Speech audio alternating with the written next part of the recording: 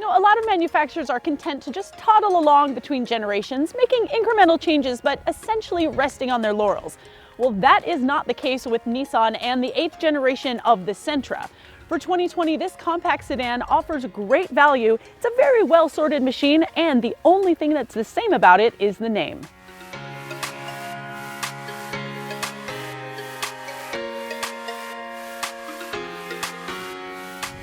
Okay, let's start with the looks, shall we? The new Sentra is longer, lower, wider, because of course it is, that's what all new cars are these days.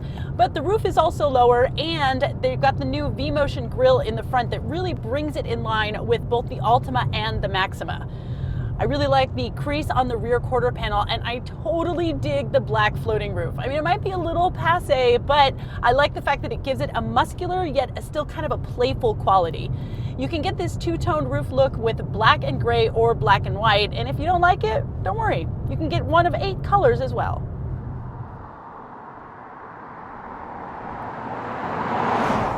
Now the glow up continues on the inside of my SR model with leather seats with this awesome contrasting orange stitching, and there's plenty of soft touch materials. I mean, it's not the most luxurious thing in the world, but I do like that there is a cohesive design language on the interior. Nissan zero gravity seats are standard across the board, and trust me, these are the most comfortable seats that you are ever going to find at this price point. I've got a flat bottom steering wheel, and I've got plenty of storage up here, especially in this little center cubby. It's nice and deep. Now, if you want Apple CarPlay and Android Auto on the 8-inch screen, you are going to have to avoid the base model. I've got a full review of the Nissan Connect system in a separate review, so be sure to check that out. But I will say here that your charging options, definitely want to get the upper trims here, because in this SR, I've got 2 USB ports in the front, both an A and a C, and then one charge-only USB in the rear. It's a little light on USBs, even for the top model.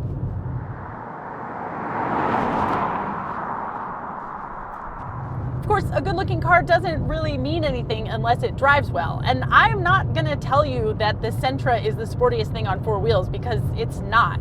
If you want that, go get a Honda Civic Si and be done with it. But you guys, like, the Sentra isn't bad. There's a lot of new improvements. And number one, it has gone from a torsion bar suspension in the rear to a multi-link independent suspension. I know, the old one had a torsion bar, which is so old school. But now you've got a little bit more independence between the wheels, so you're gonna get a much smoother ride. The 1.8 liter from last year is replaced by a 2-liter inline 4-cylinder engine, putting out 149 horsepower and 146 pound-feet of torque. And the Sentra's a little pokey off the line, but there's plenty of mid-range torque, and the continuously variable transmission does a good job at kind of mimicking a stepped automatic transmission.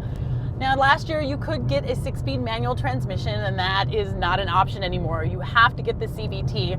Kind of a bummer, but it should be good for efficiency. At least the EPA thinks so. Gives it 32 miles per gallon combined. However, during my time with it, I'm only getting 26. Womp, womp, womp. But when you push the Sentra, there's not a lot of body roll, which is nice. The steering kind of numb, but it's got a really nice weight, and I love that it returns back to center quickly. When it comes to driver's aids, Nissan gives you the Safety Shield 360 standard, which gives you 6 different features, including blind spot monitoring and lane keeping assist. I really like that the lane keeping just gives me a buzz on the steering wheel. It doesn't initiate any torque in the steering wheel, because I can correct it myself. Thank you very much.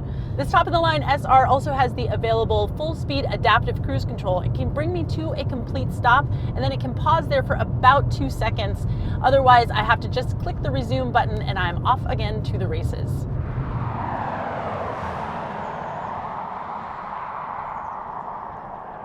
Look, you're probably not going to take your Sentra out for a Sunday drive just to have a Sunday drive. It's just not that kind of a vehicle. But instead, if you're looking for a commuter, I mean, this thing is great.